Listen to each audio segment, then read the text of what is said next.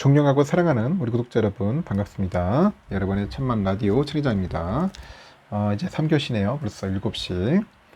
우리는 해가 뜨나 안 뜨나 하여튼 달려가는 겁니다. 아침부터 6시부터 7시까지는 그냥 풀가동이죠. 풀가동.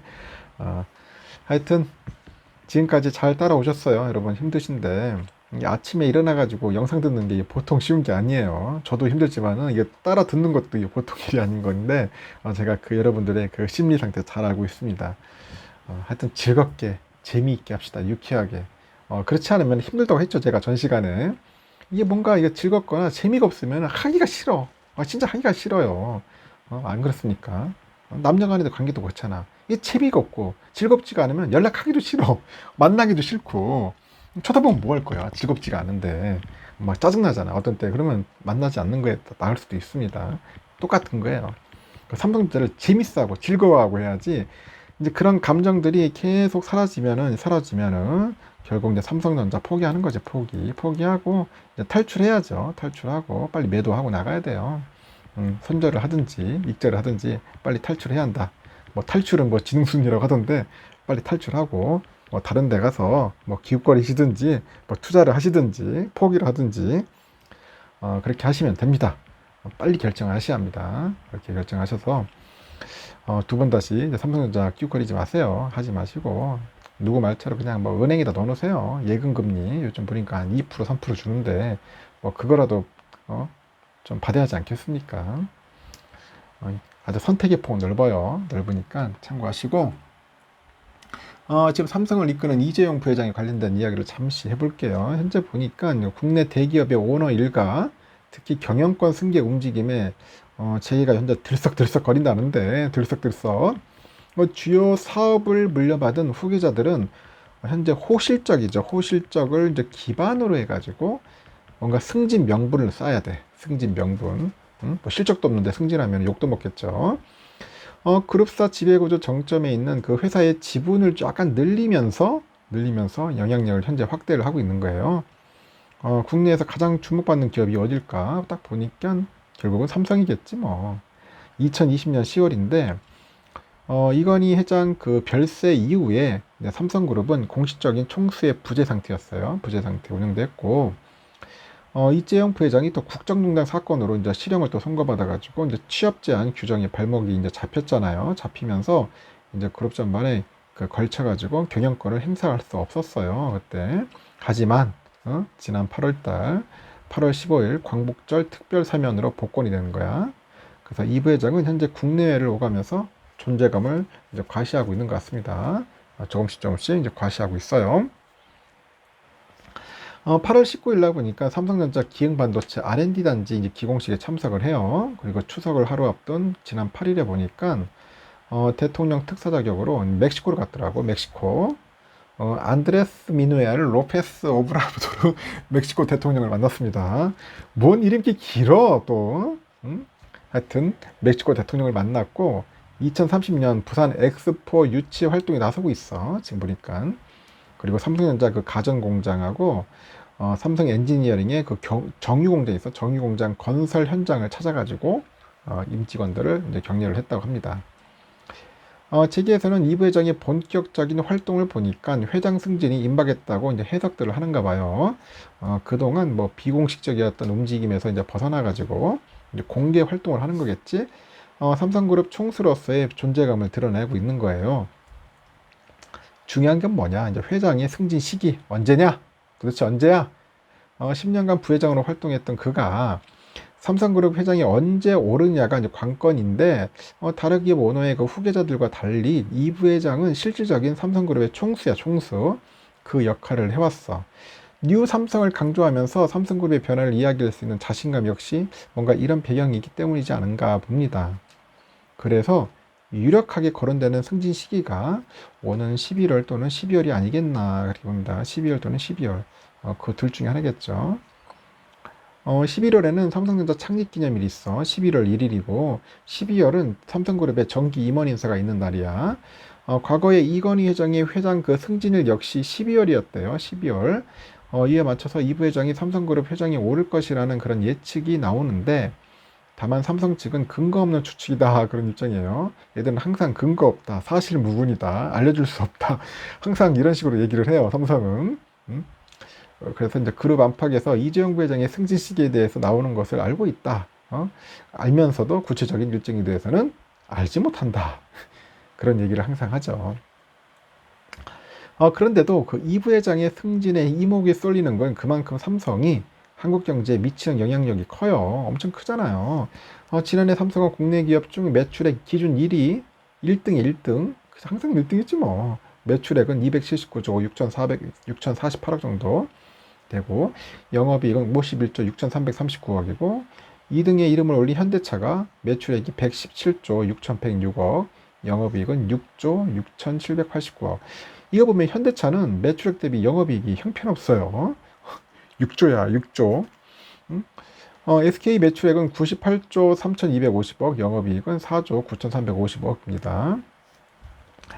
그 삼성의 우리 경제 영향력은 특히 영업이익 면에서 두드러집니다. 같은 기간에 삼성전자를 제외한 2위에서 10등 기업의 영업이익이 41조 149억인데 5조 8천억가량 그 적자를 냈던 한국전력의 실적을 제외해도 46조 8,750억 수준이니까 삼성 한 곳의 연간 영업이익이 국내 상위 매출 10대 기업의 영업이익을 합친 것보다 많아.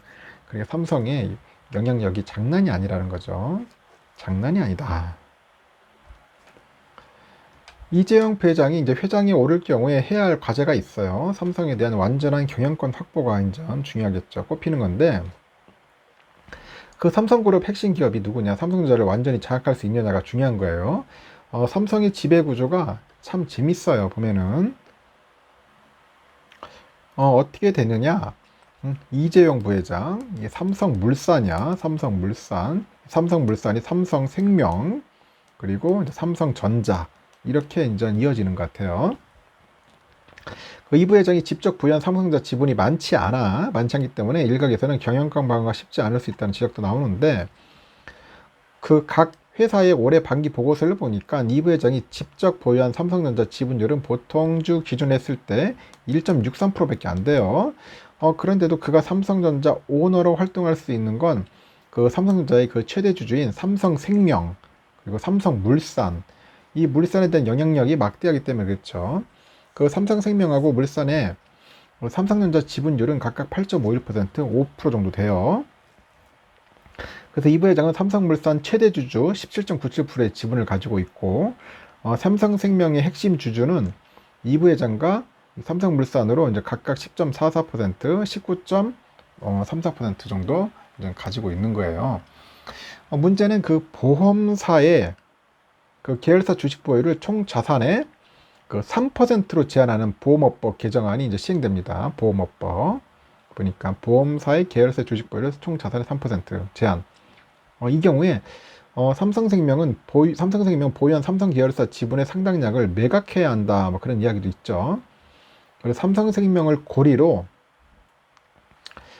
삼성전자를 장악해온 이 부회장에게는 심각한 타격이 될 수 있다는 그런 이야기도 있다는 겁니다. 그래서 이를 위해서 삼성물산을 지주사로 전환을 해가지고 이 물산이 삼성생명 지분을 이제 전량 매입하는 방안도 거론되고 있어.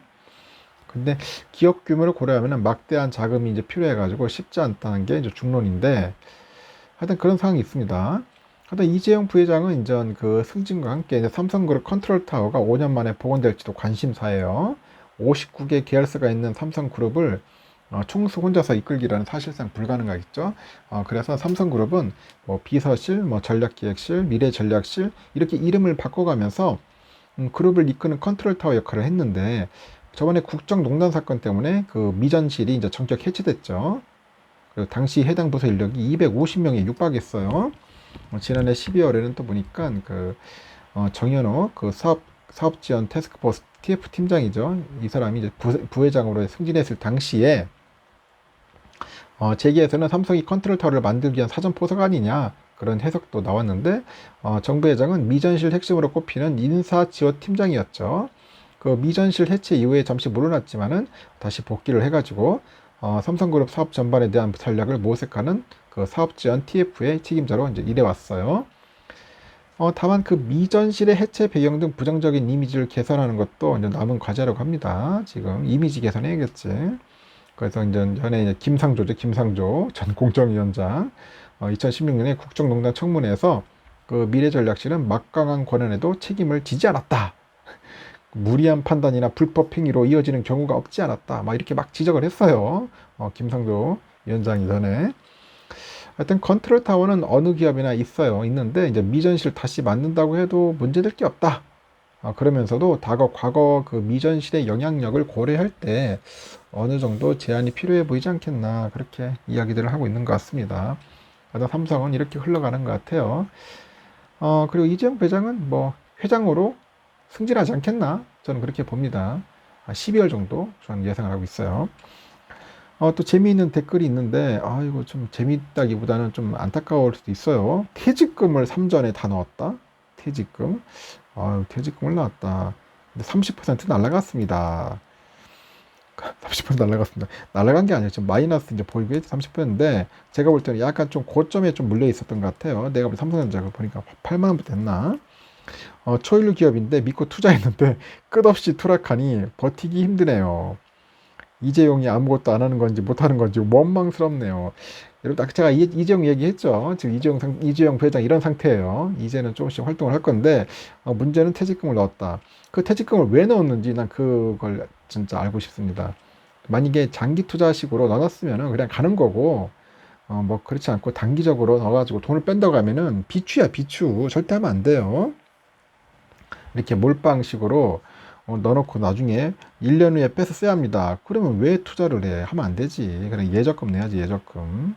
예적금 내야 합니다. 절대로 하면 안 돼. 그냥 말고 넣어놓고 저희 노후를 위해서 뭐 20년, 30년 그냥 묻어 놓겠습니다 하면서 그냥 배당이나 받겠습니다 하면 괜찮은데 그런 마인드가 아니면은 절대로 하지 마세요.